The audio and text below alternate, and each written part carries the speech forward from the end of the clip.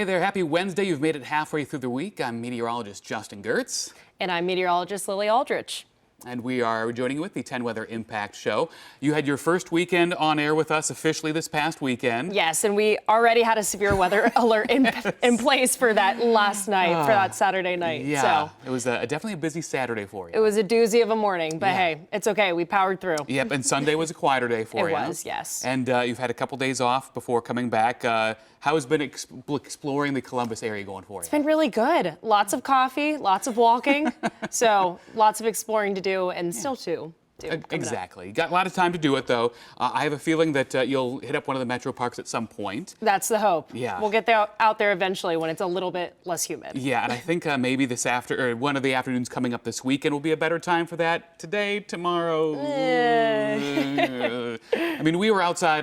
We were shooting some video, and it was just as soon as you stepped outside, it just felt wet. You stepped outside and it immediately hit you in the face. Like I felt like I was back in South Carolina. Yeah. I mean, and you're used to the humid stuff for sure. And this is a different kind of breed. Yes. It is. I was never expecting that from Ohio. Yeah, and in June already, and we're going to deal with this for a couple more days. We'll hop right to it here, as we do have that steamy weather coming up for the next couple of afternoons. So do have that coming up. So certainly going to be dealing with that. Also looking at those rain chances. We have those off and on the next couple of days. However, the best chances look to be Friday and Sunday as it looks right now. If you want some relief from the warmth and especially the mugginess, that comes next week, and I can promise you that for sure.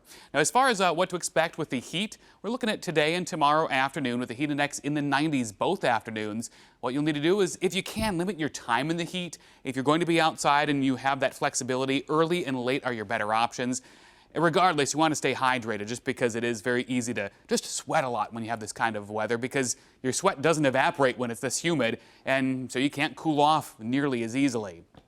All right, here's your mugginess forecast. Those dew points, they're in the 70s the next couple of days. That is some tropical, just really uncomfortable air. Cold front comes through on Friday, knocks things back a little bit. Dew points drop into the 60s for the weekend. Then next week, perhaps down into the 50s. Much more comfortable weather coming up as we get into next week. All right, here's that feels like forecast.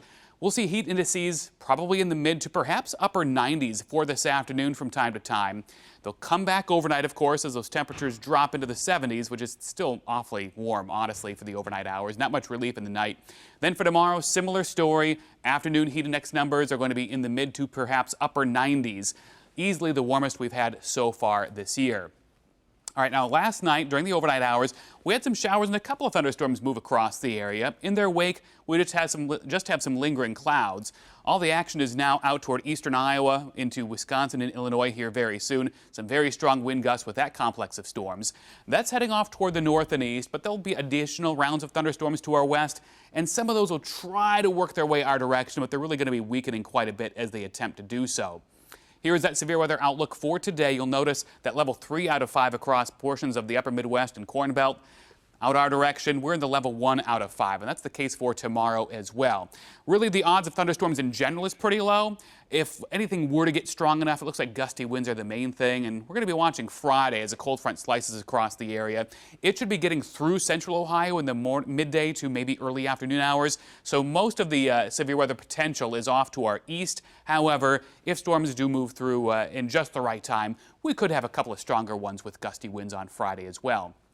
All right, here's that hour-by-hour forecast as we see that slight chance of a pop-up shower or storm yet later this afternoon into the evening. For the overnight hours, pretty quiet. We may have something closer to sunrise tomorrow as far as a stray shower or storm.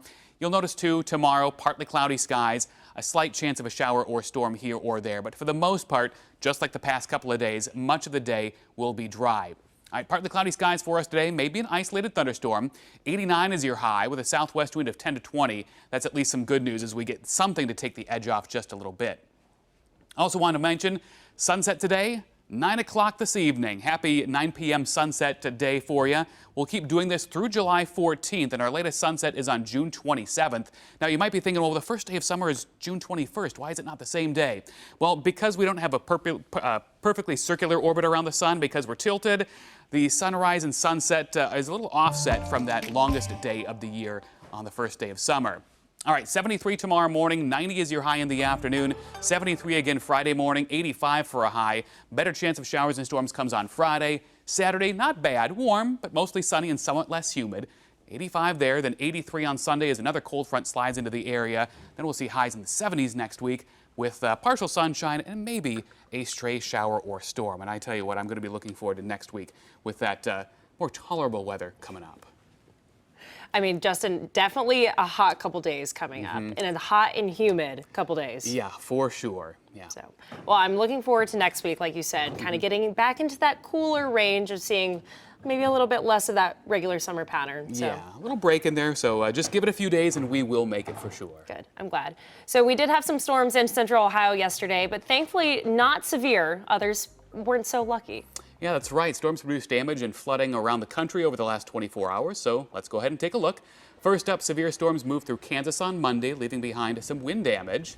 This video here is from Salina, Kansas, late Monday. You can see just how strongly those winds were whipping outside that local store. Then up in Michigan, an EF1 tornado touched down in Freeland, Michigan on Tuesday. That's according to the National Weather Service. Yeah, that tornado touched down around 1:11 p.m. Eastern time and lifted just a few minutes later at 1:14 with peak winds estimated at 90 miles per hour. According to WNEM, many homes in the area sustained damage with about 30 to 40 homes reportedly affected. All right, a bit closer to home, flooding has been hitting southern Indiana very hard in the past few days. So according to the National Weather Service, 6 to 8 inches of rain fell in Lanesville, roughly around 3 hours of that. So several emergency departments responded to the area, and at least 3 boats were deployed for rescues. But as of 2 p.m., no rescues had been reported. All right, and with more on those severe storms and their impacts, here's CNN's Reed Binion. I heard something big fall. This tree from across the street fell into our yard. Residents in parts of Kansas dealing with the aftermath of severe storms that brought down power poles, trees, and debris and caused extensive damage. The winds strong enough to blow over semis on the interstate. Kansas also seeing heavy rain and flash flooding. Crews rescuing several people after cars got stranded in high water in Topeka early Tuesday. The whole car got picked up and moved into the woods and stuff. Into a billboard sign. That's the only way we got stuck. That's the Oh only my reason why we gosh. keep moving into the river. More flash flooding in neighboring Missouri, where floodwater filled the yards of several homes and led to street closures. It just kept raising and raising, and I was like, I don't know what to do. It's hitting the front and the back of the house. Torrential rain also led to extreme flooding in parts of Indiana, prompting evacuations in at least one area. I've been doing this nearly 30 years. This is the first time that I've witnessed something like this. Floodwaters sweeping up this propane tank, which spewed vapor as it rushed downstream. To the south, Alabama also got drenched early this week. Heavy rain triggering massive flooding that washed out roads and prompted at least one high water rescue. I'm Reed Binion reporting.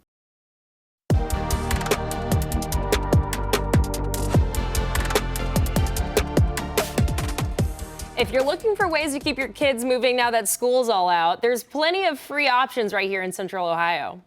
You can head downtown to cool off at the Scioto Mile splash pads, or maybe get a free ride on the Columbus Commons Carousel. Yeah, the Columbus Metro Parks also have natural play areas open all summer long where kids can hike, climb trees, and explore the creeks. And as the temperatures and humidity remain high, remember nearly all Columbus public schools are open to help your family cool off. The only one that is not is the Marion Franklin Pool, which is under construction this summer. The other pools are open on weekdays from 1 to 7, and on the weekend they're open from noon to around 6 p.m. And make sure you're always weather aware with the 10 TV weather app. That way you will always know how hot the temperatures are going to get in the next round of rain. Yeah, and there's a QR code scrolling on the bottom right-hand corner of your screen to help you download that app to your phone. All right, staying with the outdoors, for the first time in more than 20 years, the FDA has approved a new ingredient for sunscreen. It's called bemotrizol.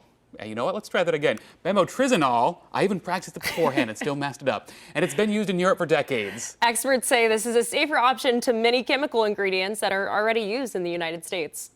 It protects against both UVA and UVB, tends to last longer, so it's not as easily broken down by the sun, and has less potential to be systemically absorbed, so absorbed into the bloodstream. So the ingredient is cleared for use by adults and children from 6 months and older. And possibly the biggest outdoor event this summer is the World Cup. The first matches of the World Cup begin tomorrow, but practice is already underway. The Ecuadorian men's national team is based in Columbus, but they're training today through Sunday at the Columbus Crew Performance Center in the historic Crew Stadium. And with temperatures sizzling across the country, FIFA is emphasizing their heat safety protocols. Yeah, matches will track the wet bulb temperature, which combines heat, humidity, and sunlight. If that index hits 90 degrees, there'll be mandatory cooling breaks, and extreme heat could even delay games. As for the fans, you can expect extra water and misting stations to keep them cool in the stands. It's going to be warm. As we mentioned, heat and humidity can take a major toll on player performance and fan safety during the World Cup. Climate Central's Ben Tracy shows us how extreme heat is changing the game in our warming world. Follow through where you want the ball to go. Marissa Abeg has always gotten her kicks on the soccer field. Kept me sane as a kid, got to run around a ton. Abeg clears it. She later played 2 seasons in the professional leagues, where sometimes the rivalry got too heated. You just know how miserable it is to run around in hot weather. It plays such a huge impact on the way you play. Extreme heat could be a real risk for players and fans during the World Cup. It has the potential to be some of the most extreme environmental conditions for soccer in the history of America. Yes. Doug Casa runs the Corey Stringer Institute at the University of Connecticut. Here we go. In their heat labs, they study how athletes and workers can stay safe and still perform in hot temperatures. Which World Cup sites are you most concerned about? Without question, Miami. It could easily be a 100-degree day and 80% humidity. Climate Central analyzed temperature trends at all 16 World Cup sites, including Miami, which now sees 14 more extremely hot June and July days due to climate change. So right now, the room is about 100 degrees. KSI Chief Operating Officer Rebecca Stearns showed me how quickly heat can impact performance. I can feel it. And how fast the body heats up. And your body temperature right now is 102.5. 104 is the max. Because of the risk of heat stroke, which can cause organ failure and death. The outcome for heat stroke all boils down to the number of minutes that the body is above approximately 105 degrees. Casa says heat stroke at the World Cup is unlikely, but that the new 3-minute hydration breaks are not enough. My suggestion would make that 5 or 6 minutes. Look at you. Marissa Abeg is coaching youth soccer this summer and already had to cancel practice because of a heat wave. I think it's just going to play more and more of a role as we go forward. For Climate Central, I'm Ben Tracy.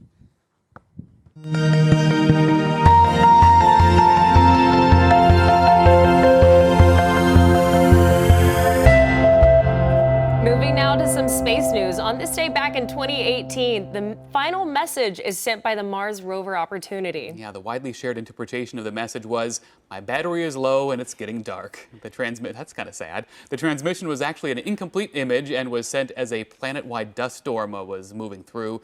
The solar-powered rover was cut off from the sun, ending her mission at over 14 years. Wow. From rovers of the past to the watchers still used in the present, the Watch Artemis II astronauts were on their April mission is displayed in Switzerland. Yeah, it's a part of a showcase highlighting gear used in orbit. It first went on sale in 1998, but these days it's made just for NASA crews and designed with their needs in mind. They wanted analog time, digital time, they wanted a mission elapsed time, a chronograph, a countdown chronograph, and a lot of alarms, loud alarms.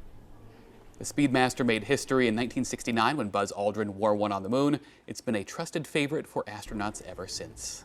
As we mentioned on the 10 Weather Impact Show yesterday, we now know the 4 astronauts who are training for NASA's next space mission. 3 Americans and 1 Italian will be aboard Artemis III, set to launch next year. Randy Bresnik, Luca Parmitano, Andre Douglas, and Frank Rubio. The mission is part of NASA's preparation for a lunar landing in 2028. Mark Strassman sat down with the crew, and he joins from the Johnson Space Center. One more round of applause for your Artemis III prime crew. Meet the new crew for Artemis III, 3 American astronauts and 1 Italian. Artemis II Commander Reed Wiseman had a gift for Artemis III Commander Randy Bresnik, nickname Comrade. The Artemis II crew, Comrade, hands you the baton. You got the controls. Artemis III's mission will never go near the moon, will never even leave Earth's orbit. Its roughly 2-week mission will practice maneuvering and docking with 2 lunar landers, one designed and built by SpaceX, the other by Blue Origin. None of that space hardware is ready. I think the most challenging part will be getting our lunar landers developed and in space for us to be there at the same time. We sat down with Commander Bresnik, pilot Luca Parmitano, and mission specialists Frank Rubio and Andre Douglas. Are you confident that one of them, ideally both of them, will have their hardware together in time for your mission to happen next year? Certainly, we have every hope, and we have everybody working and rowing in the same direction. And so if it comes to the point that they are not quite ready, then we will adapt. They told us how they first heard NASA had selected them for this mission. Our chief astronaut right now called us all into the office and said, hey, take a look around. This is the Artemis 3 crew. And moment of stunned silence, followed by lots of hugs and lots of elation and a huge honor. Andre Douglas is the crew's only space rookie. You've wanted this for a long time. Yes, I have, since I was 7, so 33 years. And I said it today, I was like, my brain is still processing this. But again, my heart feels full. Artemis 3 has its crew, now it just needs all that space hardware. Both SpaceX and Blue Origin have had rocket issues. Their very different lunar landers are still in development, and NASA wants this crew in orbit, their mission underway sometime next year. Marsh Rossman, CBS News, Houston.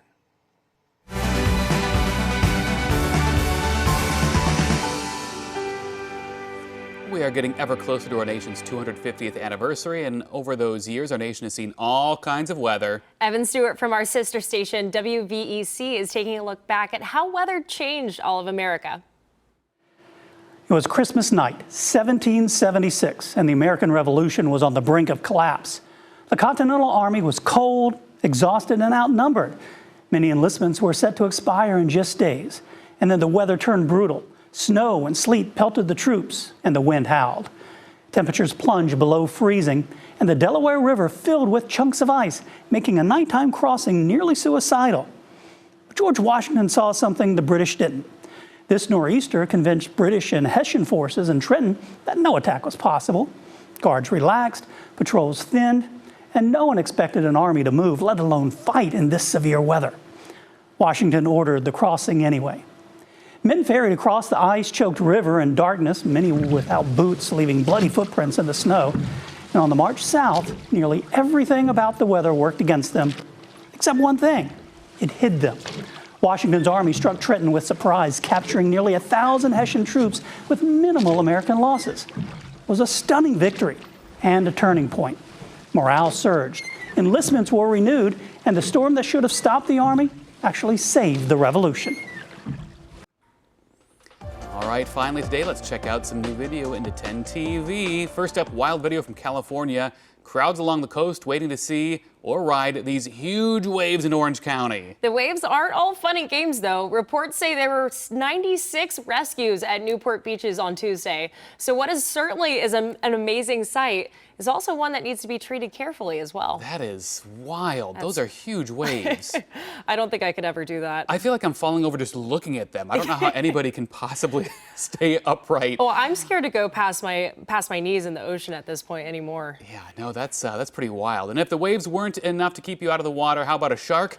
Divers captured underwater footage of a great white shark in the Mediterranean for the first time recently off the coast of Sicily, Italy. On World Ocean Day, video shared by volunteer groups shows the rare underwater footage of a great white shark in the Mediterranean. This is why I don't go past my knees anymore. While sightings of the great white shark have been occasionally reported before, camera footage of the magnificent creature is a first in the region. Pretty wild. Oh my gosh. Really interesting. So, well, that's a neat thing that they got to see that there, and of course, just beautiful waters otherwise in the Mediterranean there. Oh my gosh, I could never.